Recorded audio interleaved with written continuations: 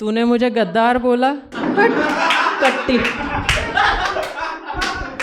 देश चांद पे पहुंच गया, मार्स पे पहुंच गया, ये लोग साले तमिलनाडु नहीं पहुंच पाए। Hello hello hello, my self Harsh Singh Tomar, and अभी रिसेंटली मैंने द हैबिटेट स्टूडियो मुंबई में परफॉर्म किया। हाँ, वहीं जहाँ दंगे होते रहते हैं। आपको पता है हैबिटेट में और 20 साल पुरानी कार में क्या कॉमन है? दोनों बार बार बंद हो जाती है। आपको पता है हैबिटेट में और पाकिस्तान में क्या कॉमन है? दोनों कभी भी नक्शे से गायब हो सकते हैं। मैं वहां परफॉर्म करने के लिए पहली बार मुंबई गया। देखा जाए तो मुंबई का traffic and stand up the comedy दोनों ही काफी खतरनाक है। एक में देर होने का डर, एक में जेल होने का डर।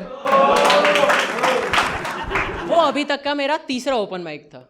उससे पहले वाले दोनों ओपन माइक में परफॉर्म करने से पहले मैं स्क्रिप्ट लिख रहा था।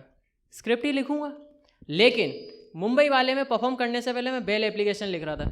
हे भगवान बचा लेना। मैं इस वाले में बेल एप्लीकेशन इसलिए लिख रहा था क्योंकि मेरे बैकग्राउंड में एक बड़ा सा एच था, और आजकल मुंबई में उस एच से वहाँ की मीडिया, पुलिस, सेना, नॉट इंडियन आर्मी, महाराष्ट्र की एक लोकल फर्जी सेना काफ़ी अट्रैक्ट हो रही है।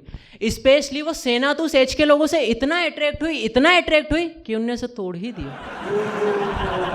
मुझे तो डर है ये सेना वाले हेलीपैड का एस देख के वहाँ तोड़फोड़ करने ना चले जाएं। वरना आप इमेजिन करो, बिजनेसमैन अंबानी जी अपने हेलीकॉप्टर से आ रहे हैं। अरे भाई लैंड करा। सर वो तो सेना वालों ने तोड़ दिया। Coming back to our story, मैंने वहाँ परफॉर्म किया एंड फिर मैंने मेरी परफॉर्मेंस के फ़ोटो भेजे मेरे पापा को। तो पता नहीं क्यों मेरे पापा को फ़ोटो देख के लगा ये हैबिटेट वाले इतने अच्छे हैं, इतने संस्कारी हैं कि ये लोग परफॉर्मर के नाम का पहला लेटर बैकग्राउंड में लगा देते हैं।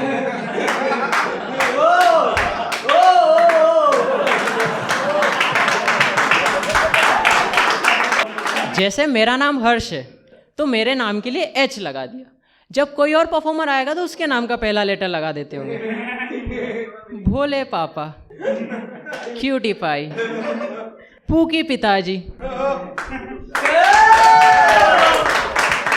एनीवेज, फिर मैंने मेरे पापा को बोला, एकदम सही गेस किया आपने। ये हैबिटेट वाले इतने जेंटलमैन हैं, इतने अच्छे हैं कि लोग हर परफॉर्मर के नाम का पहला लेटर लगा देते। लेकिन एक बार ये लेटर लगाना भूल गए। फिर सेना आई, स्टेज, लाइट, कुर्सियां सब तोड़ के चली गई। एक तो ये कितनी फुद्दू सेना है जो कुर्सियां तोड़ रही है। एक तरफ है द ग्रेट इंडियन आर्मी जो एयर स्ट्राइक कर रही है, सर्जिकल स्ट्राइक कर रही है, वहीं दूसरी तरफ है फुद्दू सेना। तूने मुझ पे जोक मारा, हट। तूने मुझे गद्दार बोला, हट, कट्टी।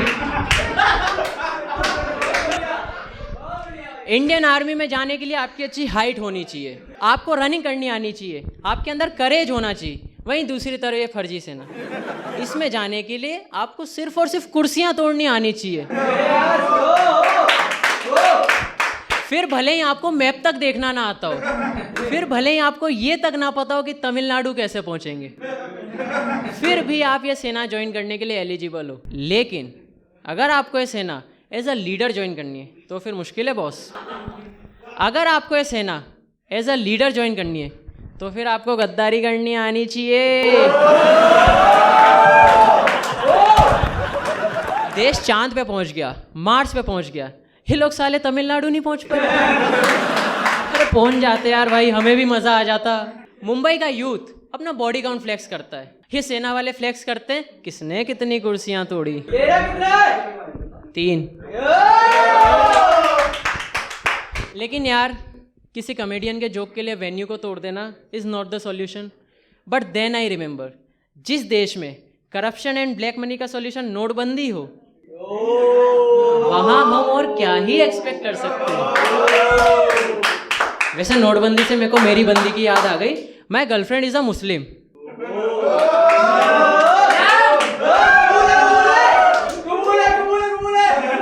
माई गर्लफ्रेंड इज अ मुस्लिम। मैं धर्म देख के भेदभाव नहीं करता, क्योंकि वो तो सरकार इतने सालों से कर ही रही है। मेरा स्टार्टिंग से क्लियर था कि मुझे स्टैंड अप कॉमेडी करनी है, इसलिए मैं अभी BA LLB कर रहा हूँ, ताकि मैं स्टैंड अप कर सकूँ। आप क्रोनोलॉजी समझिए। मैं लॉ इसलिए कर रहा हूँ ताकि इस वीडियो के बाद मेरे ऊपर जो केस हो वो मैं खुद लड़ सकूँ। ये हुआ ना असली आत्मनिर्भर Bharat. On the other hand मेरे घर वाले चाहते हैं कि मैं जज बनूं, जो कि मैं बन भी सकता हूँ। गलत डिसीजन लेने तो मुझे बचपन से ही आते हैं। मेरा एक दोस्त है मानव सोनी, ये रहा। मेरा एक दोस्त है मानव सोनी। उसकी लाइफ में कुछ भी होता है, उसकी लाइफ में कुछ भी होता है वो मोदी जी को ब्लेम कर देता है। कहीं जा रहा है, ट्रेन लेट हो गई और दो मोदी को वोट। गर्मी ज्यादा पड़ रही है और दो मोदी को वोट। एग्जाम में फेल हो गया और दो मोदी को वोट। हार्दिक पांड्या का डाइवोर्स हो गया और दो मोदी को वोट। उससे मैं एक दिन नॉर्मली बात कर रहा था, तो मैंने उससे बातों बातों में पूछा कि जो इंडियाज गोल्ड 18 वाली कंट्रोवर्सी है, इसमें गलती समय रैना की है या रणवीर भाई की? बोलता मोदी की। मैंने कहा बहन तेरा सरनेम सोनी है, राठी नहीं, जो तू हर चीज में मोदी जी की गलती निकाल देगा।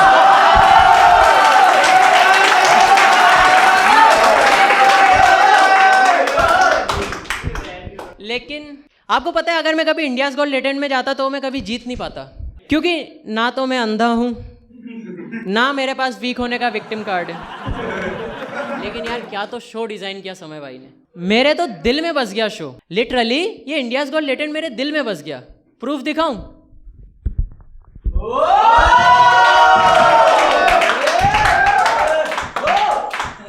क्या शो है। वो अलग बात है कि कंटेंट बना रहे थे, कोर्ट का डॉक्यूमेंट बन गए। एक तो कंट्रोवर्सी के चक्कर में समय भाई ने लेटेंट के एपिसोड डिलीट करने में उतनी ही देर लगाई जितनी देर लगती है एक लड़के को अपनी क्रोम हिस्ट्री डिलीट करने में, एक लड़की को मूव ऑन करने में, पाकिस्तान टीम को चैंपियंस ट्रॉफी से बाहर होने में, और बिहार के पुल को गिरने में। समय भाई पहले लेटेंट के परफॉर्मर्स के ऑडिशन लेते थे, अब लॉयर्स के ऑडिशन लेते हैं। अगर समय भाई के पास टाइम मशीन होती और वो टाइम में पीछे जाके पास्ट की कोई एक चीज़ बदल सकते, तो पता है वो क्या बदलते? वो इंसान बदलता अपनी डिग्री, वो करता प्रिंटिंग इंजीनियरिंग की जगह लॉ, और बनता मोदी जी के आत्मनिर्भर भारत का हिस्सा। और आज के समय में अगर आपके ऊपर मोदी का हाथ है तो अंबानी भी आपसे पीछे है।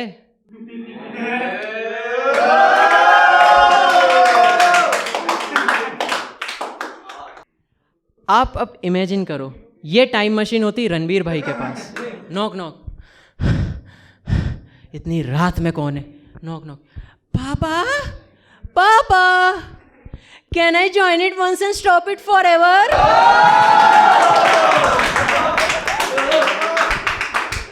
आपने वो सेब और चाकू वाली कहानी तो सुनी होगी।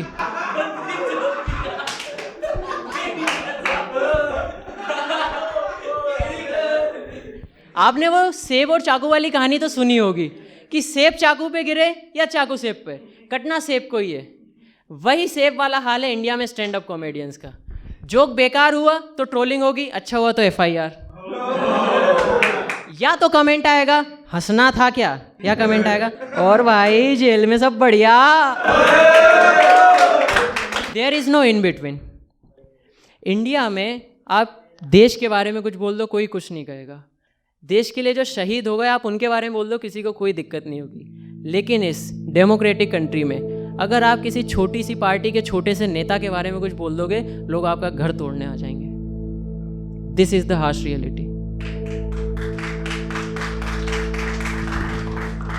In the end, just want to say Om Shanti Om to the innocent people who lost their lives in the Pahalgam terror attack. May their soul rest in peace and their family find strength in this time of sorrow. Thank you.